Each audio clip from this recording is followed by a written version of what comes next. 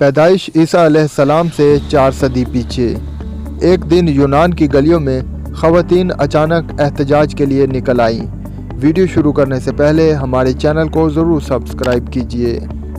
اس دور میں جب معاشرے میں خواتین کا کردار خاندان کی خدمت، بچے پالنا اور صرف امور خانہ داری تھا، یہ احتجاج ایک انوکھا کام تھا۔ اس کے پیچھے اگناٹس، جو کہ ایک عورت تھی، اس کا قصہ ہے۔ یونان میں علم طب صرف مرد کا پیشہ تھا، خواتین کے لیے یہ علم ممنوع تھا۔ اگناٹس نام کی لڑکی اس دور کی ڈاکٹر بننا چاہتی تھی، کیونکہ زچگی میں مرد ڈاکٹروں سے فطری شرم کی وجہ سے اکثریت خواتین یہ تکلیف خود گزار دیتی، لیکن ڈاکٹر کی خدمات نہ لیتی تھی۔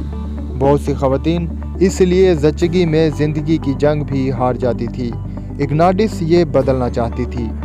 اگناٹس نے مردانہ کپڑے پہنے، بال مردانہ بنا لیے اور اسکندریہ کی علم طب کی درسگاہ میں بطور مرد داخلہ لے لیا۔ تحصیل علم کے بعد واپس یونان میں آ کر مکتب کھولا۔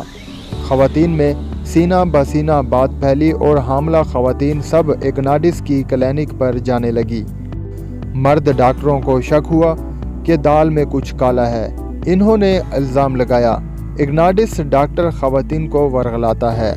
اگناٹس کو عدالت میں پیش کیا گیا اور وہاں اس نے اپنا لباس اتار کر ثبوت دیا کہ میں مرد نہیں، عورت ہوں۔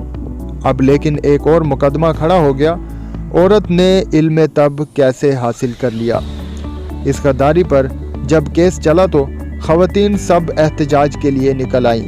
یہ احتجاج اتنا پھیل گیا کہ یونان کو اپنا قانون بدلنا پڑا اور خواتین کو علم طب کی اجازت مل گئی۔ مجھے نہیں معلوم کہ یہ یونانی قصہ کتنا سچا ہے، لیکن یہ البتہ تاریخی سچ ہے کہ جب بھی خواتین احتجاج کے لیے نکل آئیں تو تاریخ بدل جاتی ہے۔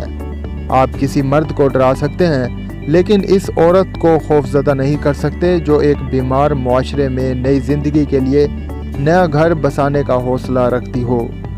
ویڈیو پسند آئے تو ہمارے چینل کو ضرور سبسکرائب کیجیے۔ مجھے دیجیے اجازت، اللہ حافظ۔